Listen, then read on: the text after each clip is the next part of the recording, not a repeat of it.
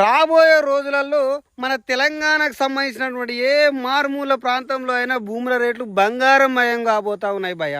ఎందుకంటే నేను మాట అంటే ఈరోజు మన రేవంత్ అన్ననే చెప్పి మీ పెట్టుబడులకు రక్షణ కల్పించడమే కాదు, మీ పెట్టుబడులకు లాభాలు వచ్చే విధంగా మీ వ్యాపారాలను ప్రోత్సహించే బాధ్యత మా ప్రభుత్వానికి నాది అని చెప్పి మీ అందరికీ ఈ వేదిక మీద నుంచి నేను విజ్ఞప్తి చేస్తున్నా. తెలంగాణ రాష్ట్రంలో మెట్రో విస్తరణ కావచ్చు, ఫోర్త్ సిటీ కావచ్చు, పిల్లర్ కావచ్చు, ఔటర్ రింగ్ రైలు కావచ్చు, ఇలాంటి ఎన్నో గొప్ప గొప్ప ప్రాజెక్టులు తీసుకొస్తున్నాడు మన రేవంత్ అన్న.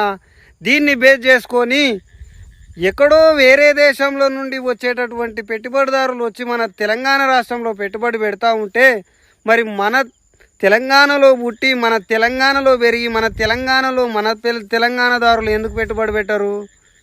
విపరీతంగా పెట్టుబడులు పెట్టే అవకాశం ఉంది. రియల్ ఎస్టేట్ మీద, మన తెలంగాణ మీద, భూముల మీద విపరీతంగా పెట్టుబడులు పెట్టే అవకాశం ఉంది. రేవంత్ అన్న కూడా స్పష్టమైన హామీ ఇస్తున్నాడు. వేరే దేశాల నుండి వచ్చి పెట్టుబడి పెట్టే పెట్టుదారులకు వాళ్ళకే నేను అంత భద్రత కల్పిస్తున్నా, మరి మన రాష్ట్రంలో ఉండి మన రాష్ట్రంలో పెరిగి మన రాష్ట్రంలోనే పెట్టుబడులు పెడితే మీకెందుకు నేను భద్రత కల్పించను?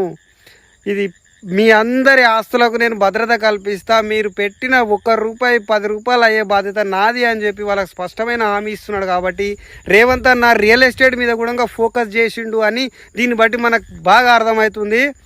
రాబోయే రోజులలో ఏ మాలమూల ప్రాంతంలో అయినా సరే మీ భూములు అయితే బంగారుమయం కాబోతూ ఉన్నాయి.